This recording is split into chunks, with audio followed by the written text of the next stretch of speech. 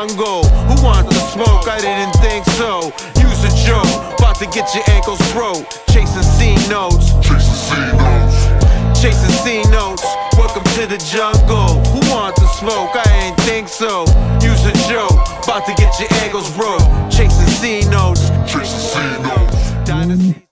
Welcome to Chasing C-Notes, a podcast. I'm your co-host, Sarek, and I'm always joined by my co-host, Larry. What up, Larry? What's going on, man? What's going on, man? This is episode number 28, and we are, Today is the 9th, so we're 9 days into November. We were supposed to be recording last week, but due to user error, not technical issues or not anything like that. It was me. Basically, we couldn't record because it was me. But moving on, how you feeling, Larry? How you feeling about the Celtics season so far? It's a different feel. I mean, we know expectations are lowered, and so we're kind of just going through the motions. It's just something you got to deal with. There's things on the outside that are keeping such as the Patriots, and so I it's just something that we're gonna have to weather through and deal with. So it's something that we knew was gonna happen, especially because we don't have our best player. So we kind of expected a disappointment, I guess you can say. Maybe you had different feelings at maybe some optimism to the season, but it's not looking too good. But we'll talk about it when we discuss our season so far. But we always start with the NBA news. We'll have our predictions for November, our power rankings, and then we'll have our stock up, stock down. So Larry, I know we were going to talk about this last week, but what do you think about all this FBI gambling and people getting caught? And they even talking about KG being part of this whole scheme. So where are you on that? How do you feel? I think they wanted it to hit with very heavy impact, which it has. But if it loses steam, then what they'll do is they'll bring in other names, like playing poker. You don't want to show your hand, right? So there's much more going on than we know. So I think right now, look at the time they released it. Everything is they're doing everything in a strategic manner, so that they could get this created. They're also going to start doing some stuff with, legal ramifications, and of course the NBA is getting involved. So again, everything that they put out there is about money, and right now it's they wanted to take over the news, and it has, and it's once we know everything that's going on, it's going to be very damaging. So you think that the FBI, which I agree, I think that they sprung all this investigation as the season started. I guess good timing on them. I'm sure it wasn't a coincidence, but what is ultimately the FBI trying to say, that the NBA is corrupt, or just this particular players and coaches are corrupt? What? Because even if they say, okay, well, some of those games were quote unquote, bias, or fix is a better word. Are they just trying to clean it up, or are they trying to say don't bet on NBA? Because people are still going to bet whether it's legal or illegal. I think they just want it to stop. I mean, there's a lot of people, and some of the kids are under 18 that have the ability to gamble and do prize picks or whatever it is, and they just want it to stop because this money is going somewhere, and they want to know where this money is going. Who is this person who's getting all this money? We all know that when Las Vegas kicked off, who kind of kickstarted that. So I think that's the issue, is the FBI knows who these people are who had the money to create these gambling sites and make it legal. And they want to make sure that they can kind of limit that. And I think when this all blows up, they'll be somewhat successful, especially if they can say, hey, you may bet on this, and they already have a deal with this guy who normally is a sure hit. He's going to take himself out the game. Yeah, I mean, I'm sure there's going to be more. Like you said, there's going to be more to come.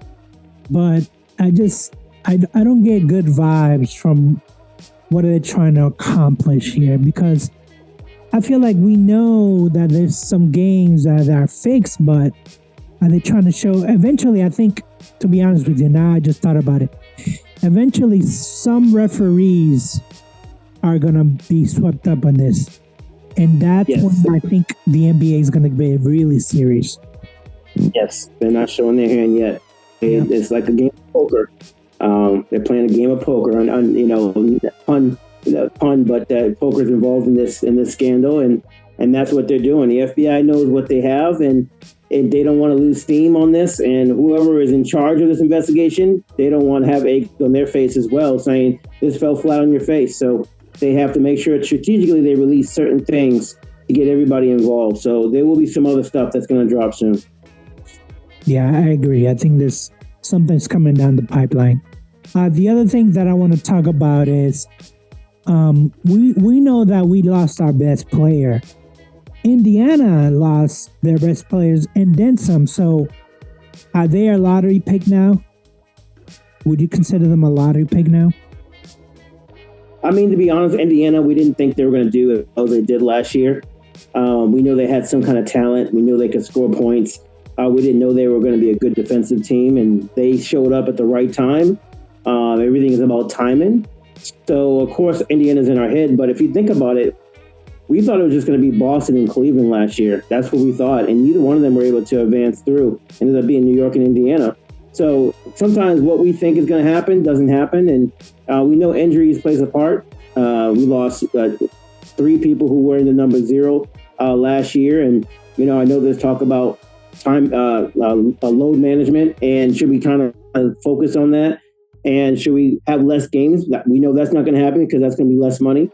So I just think that the NBA and all is not what it's cracked up to be, and we'll know by February who really are the contenders and who are just like you said, lottery picks. I don't think Indiana is going to do what it needs to do because they did they lost 2 players that were very crucial last year. So I don't think Indiana is going to be able to bounce back from that. It's all about chemistry and flow. I'm proud of what Portland's doing because that's not a team that I expected to be on my radar. I'm proud of Chicago. I didn't think they were going to be on my radar, but it's still too early to really, put a lot of emphasis on those teams. So we're just going to have to wait and see. I would say by December, we'll start getting a real good fix on what's going on. Well, speaking of the flip side of lottery picks, so I want to talk about maybe not too surprising teams, but San Antonio. Last week we had Chicago, but this week it's Detroit. So what do you think is happening, especially not so much San Antonio because we know that they have the best player on the planet, basically, but what's going on with Detroit and Chicago? Why you think that all of a sudden they're good early in the season? I would say, to be honest, that we thought Chicago and Detroit would bloom a little sooner. We were hoping they would do that last year. It didn't happen. You could still see inconsistencies. So I just think that they're coming through what we thought they were going to do last year, and they're trying to change the minds. Detroit won some pretty good games last year. And the only thing we can think about is Detroit losing all those games about two years ago. But I think that both Detroit and Chicago, eventually you're going to have enough players where you can make some noise, and I think that's what's happening. Yeah, I agree. I think that as you know, I do work for the Orlando Magic from time to time, and I was there when Chicago came into town, and I was, Josh Giddey, I was impressed by the way, not only is he playing point guard, but he's also dishing out the ball. They run, they play defense. This is a pretty good team, complete team. With Detroit, same thing. JB Bickerstaff has them playing well and playing Kate Cunningham is actually like, we always knew that he was good, but he's actually like, like really, really good. Like, I'm going to make the rest of my team good, which is more than I can say about Paulo Banchero. But, Larry, let's jump into the power rankings. Who do you have for November for your power rankings? For my power rankings, I basically, again, let's know this was about a week ago. We did this. But looking at the standings, I got OKC up there at top. I have Houston up there at the top. I have a lot of the contenders, and I have some teams you wouldn't think of, like Chicago, Detroit, Orlando, what we just spoke of. We wouldn't think would be in the conversation, but have showed some oomph and some emphasis. There's going to be some fake ones in there that have won some games or strung some games together, but we still don't really believe that they're going to be strong enough to get through. They just had an easy schedule in the beginning of the year. But I do like where my power rankings are. Yeah, I can modify some things now that a week has gone by. But what do you have for your power rankings? Just before we started recording, I did remove some teams and added some teams, but like you, I still have OKC at number 1. I have San Antonio as number 2. Chicago I have as 3. Milwaukee I have as 4. I don't know what Doc Rivers is doing up there, but it's working. I have Philadelphia number 5. It pains me to say that Philly are number 5, but it is what it is. That rookie is phenomenal. VJ. I have Denver at number 6. I have Houston at number 7. I have the Lakers at number 8. Cleveland at number 9. They would have been higher, but we beat them, and that says a lot about them. And then I have the Clippers at number 10. I know it's, we're talking about 8 games into the season, but is any of these teams other than OKC really making you in awe? Just be like, wow, this team is actually pretty good. Not right now, other than OKC. I still want to see a few more games. I want to see a few more matchups.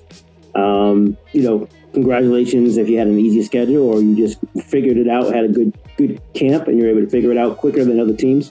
But let's see what happens in the next couple of months, and then I can really put my value on you like I do with OKC. Yeah, I'm feeling the same way because, OKC was undefeated and Phoenix beat them the other day. So it's not like there's a super team here. But what San Antonio is doing, Popovich, I know he's in the front office now, but this team is really impressive to watch. I'm not going to say that every night I'm looking for them in the league pass to watch them, but the best player on earth, basically. He might have a quadruple-double at some point. Forget about a triple-double. He might have a quadruple-double at one time. Wemby, that is. So, other than that, it's so early in the season. Let's wait 20, 30 games into it, and then we'll talk. Before we go into our November predictions, I know that we missed a couple of games. So were you surprised?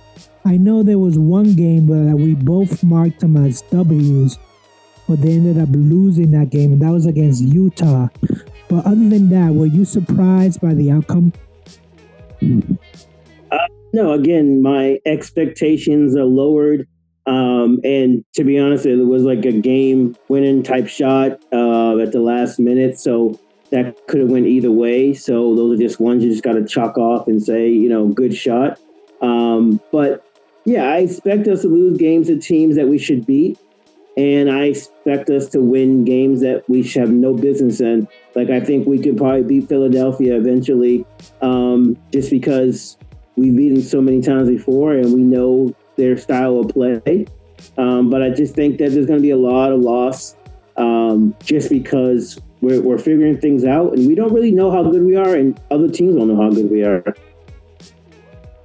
Yeah, I just counted how many losses I gave them. I'm still gonna stick for the rest of the month for the team to go 5-6 for the rest of the month, which is, they already have 3 losses this month. So that I'm gonna say they're gonna go 9-6. Sorry, excuse me. I'm gonna go say it again. I'm gonna think they're gonna go 6-10 for this month. I don't see a lot of victories. I know that they beat Cleveland last month, but I mean, I'm looking here, and Friday I thought that they were at least gonna split with Orlando, but what a disappointment! They ended up losing. That was Cup 2, wasn't it? Yeah, that was a League Cup, but I don't know if I don't know. I don't know about these League Cup games, because I know they count towards your total record, but it's anybody. I mean, the first Cup title went to the Lakers. They didn't do anything in the playoffs. And last year it went to Milwaukee. They also didn't do anything in the playoffs. So I'm starting to question what the point of the League Cup games are. It's just to make the court a different color? I don't know. What do you think? I mean, I know what the original philosophy was, is that no one's thinking about the NBA at this time frame. So let's give them something to look at, and let's do something like an end tournament like we see with the NCAA. I think the WNBA did it first before we did it, and it's just to bring a little bit more excitement to it. Is it working? No, not working. It's not working fully. It's bringing some interest, but right now we are still locked into NFL. We just finished up, obviously, watching MLB, and the NFL is at a point where these games are very important. So that's where our focus is. Just like we do every year, we're not going to start talking about NBA until Christmas. Yeah, it's because I know that, and I'm bringing international football into this. I know that they have Champions League, they have Europa League, they have, the World Cup. They have so many different cup games when it comes to international football. But basketball, I don't know if you having a League Cup game, a League Cup tournament is really making these players play harder, or is really making people show up to these games. I don't know if that's helping. I think that, I think load management, it's a big deal. And the only way to resolve that is to have less games. But the owners don't want that because they know that they're going to lose money if they do that. But if you really want to be high, if you really want to see high competition, have less games. That's all you need. Yeah. 81, 82 games is just too many games. Right. And we can say the same thing about baseball and, football. We don't have to say that because they don't have that many games. They have added in the last, couple of years.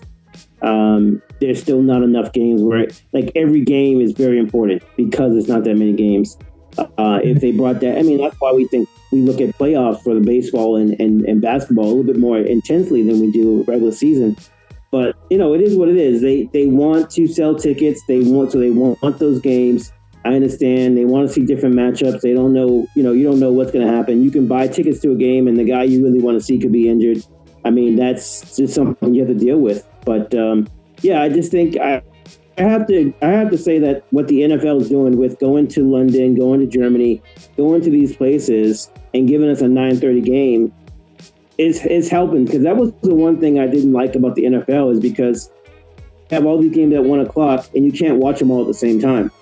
Now that you're spreading this out, now there's still a lot of games on at 1, but you could have a YouTube TV and have 4 games on that you're watching, and you can really just get a good feel of what everything's going on, with everyone doing fantasy football and of course Prize Picks and all the different gambling sites. You want to see every game as it happens, and they're doing the Thursday game, they're doing the Saturday games a little bit later on, and then of course they're doing the 9 o'clock game. So they're spreading it out and then they doubled up and did 2 games on Monday. So they're spreading it out so you can see more games. And the only thing I can think of is it's working for the NFL. The NBA hasn't come up with something that's working for them like that. The Cup is a good try, but it still didn't satisfy with what they wanted. Yeah, I don't know if you can say mission accomplished when it comes to the Cup. The NFL is doing the right thing, spreading globally, even though some of these areas, like I'm gonna say Brazil, they don't have Pee Wee leagues in Brazil. They don't know what the hell is going on with first downs. Like that you have to know your lane, right? And that's what I mean. It's like, fine, go to Brazil, get some exposure, but don't every year you're gonna go to Brazil. Every year you're gonna go to Mexico City. Every year I can understand Europe, but I don't know. It's China may be a territory that the NBA is already there. Maybe the NFL needs to follow. Personally, I don't think that they need the Thursday game. But Larry, how do you feel about NBA games starting at 11 o'clock Eastern time? 11 p.m. or 11 a.m. 11 p.m. Because I was watching NBA on Peacock, and they were like, the next game is at 11 o'clock. And I was like, I'm not going to make it to 11 o'clock to watch this game. I think it was a Lakers game at home, and I was just like, this is insane. I know they were trying to fix that. It works for the West Coast. It doesn't work for the East Coast. And then you can just piss off the West Coast by having an early game and people are still at work and can't watch it. It's tough, but that's what happens when you have a league that you're trying to grow, and then you want to be international and you want to have teams in different countries. You're still going to have issues like that. But most people don't really watch games anymore. They'll record them and watch them at a later time, or they'll watch a snippet of it because my knowledge of East Coast is better than West Coast because I watch more East Coast games. And I go to bed at 9 o'clock, so there's no way that I can watch an 11 o'clock game. And if you do watch it and you're mad with the outcome, then you're even more upset because now you're going to be tired all day, and you could have just watched that game in the morning and saw the highlights. But I don't think I think because the finals always start at 9, and those are late.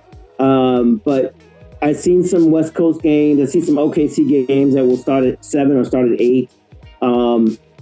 It's just hard because the time span is so much. It's so big, and it's only going to help one area of the United States. And I guess it depends on who's paying the most money. There's a lot of people on the East Coast, but there's a lot of people on the West Coast too. So it's been 50-50. So it's like a rock and a hard place. The NBA has a lot of things they need to figure out. Yeah, I agree. I think that if you're a Lakers fan, Portland fan, if you follow the Clippers, those games are your local time, Pacific time. But if you're a fan of those teams and you live on the East Coast, you have to get up to work at 7 a.m. or earlier. You're dead. You're gonna have to watch the highlights on ESPN the next morning, or you have YouTube, you have the internet. You can just find out in 2 seconds whether your team win or lost. But it is what it is. All right, Larry. Let's move on to stock up, stock down. So who's in your stock up? I went with Chicago. I'm proud of what they're doing. It wasn't a team that I was going to have my interest on. I think I also had Detroit on there as well. Again, these are teams that we thought were going to be big last year, and they struggled a little bit. And I think now they're finally putting the pieces together. And they didn't panic. A lot of teams will panic and they'll get rid of players, and they don't get a chance to build up. So I'm glad they didn't panic. And I'm glad that they understand that sometimes things are a process, that you have to have baby steps. And that's why those teams are being successful. The teams that did panic and broke everything down or had a fire sale, you're going to see those teams are going to take longer for them to rebuild.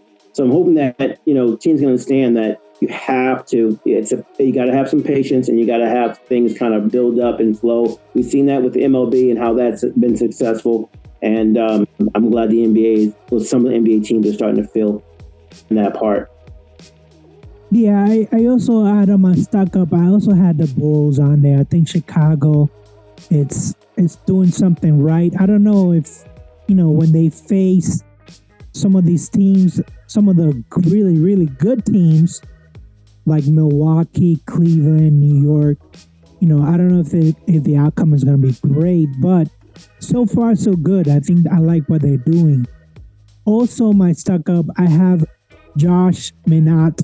I'm sure I'm butchering the last name, but he was in the Minnesota bench, just kind of chilling, doing nothing.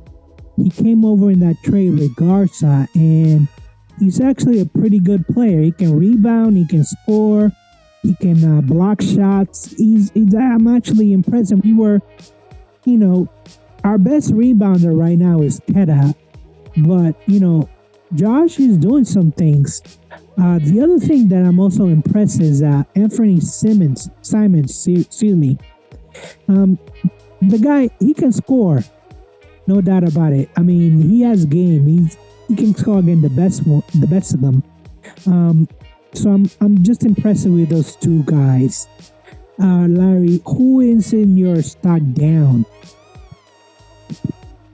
Just to recap on, I seen him play. I forget what team he was playing against, but I was like, okay, he's got a little something, and so I definitely think that was a good pick on your stock.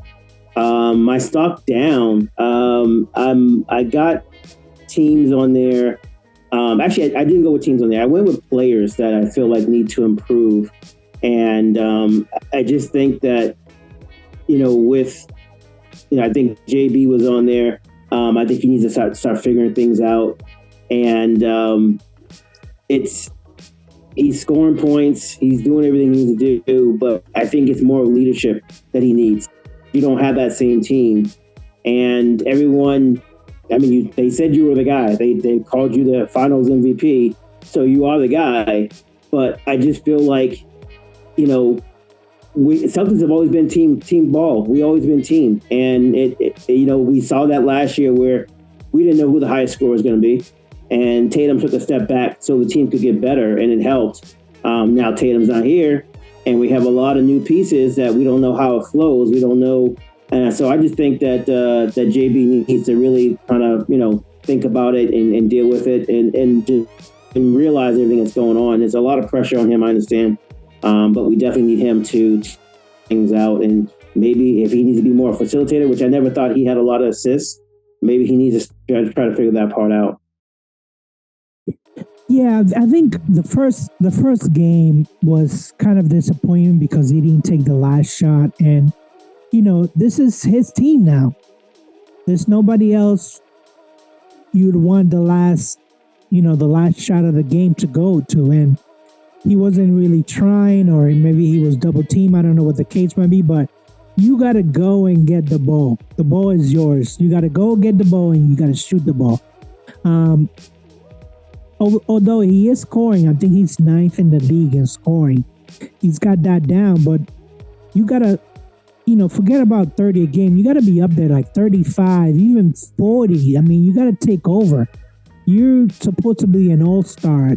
Play like an all-star. That is my only issue with JB. It's like, hey, I know you might be losing your hair, but you still got to play hard. You still got to put the MJ inside of you and let that guy come out. Yeah. My stock down, Larry. I'm gonna go with two teams, and then I'm gonna end up with a player. My two teams are Dallas and Orlando. Orlando, because there's so much upside that we thought. And I know that Jalen Suggs is hurt. He missed a couple of games, but come on, Banchero. This is, supposed to be your league, your team. They got shooters now. They got Bane now. What's going on? All of a sudden, you're a bad defensive team. It's the same coach. So what's going on? Why are you limping like this? My other stuck down is Dallas. You got the number 1 pick. You got Cooper Flag on your team. All of a sudden, you can't win games. All of a sudden, you're without Luka there. You're like you can't score as many points as you used to. This could be just like, hey, we are missing our best player. We don't know what to do. But I don't know what Jason Kidd is doing. I don't know what's going on in Dallas. Time will tell. I know like we said, this is very, very early in the season, but something's got to give. And my last player, Larry, I'm going with Hugo Gonzalez. I know he's young. He's only 19, but he got a start the other day. And as a Celtics fan, I was excited. I was like, oh, 19-year-old guy is going to start the game. Whatever. He did nothing. I think he had no points. He was like 0 for 5 field goals, no points whatsoever. So, Hugo Gonzalez, you got to play like you belong. This is the NBA. I know you came from the Barcelona basketball team, but you gotta play like you own it, man. I mean, what's going on? People pushing you around. I thought you were supposed to be a tough guy. So my only downside right now is with Hugo Gonzalez. Good. It's all good picks. Orlando is a great team. I don't know when they're going to figure it out, whether it's going to be the second part of the season or next year, like Chicago and Detroit did. We do need Suggs back, but, and then going to Dallas, yes, they're missing Kyrie. A lot of people don't realize that how much of an impact he's going to make, but I think we'll figure it out. Again, it could be the second part of the season, or it may not be till next year. And if it's next year, we don't know who they may keep. Like I said, a lot of these teams get impatient and they want to just pull the plug. And sometimes you have to understand about the rebuild process. It takes time. You got to let these guys gel. So hopefully they can figure it out. Yeah, hopefully they can figure it out. But I mean, I'm looking at the standings right now. The Pacers and Wizards and the Nets, 1 victory. And then when you talk about the bottom of the Western Conference, New Orleans and Dallas and the Clippers. Wait, Clippers only have 3 victories? Why would I have them in my top 10? Jesus, they're terrible. They're terrible. This is what happens when we miss 1 week. A week. That was 1 week of basketball games. All right, so next time we meet, it's going to be episode 29. Larry, what do you have to say to the Boston Celtics fans out there? Again, just like I've been saying, all podcasts, be patient.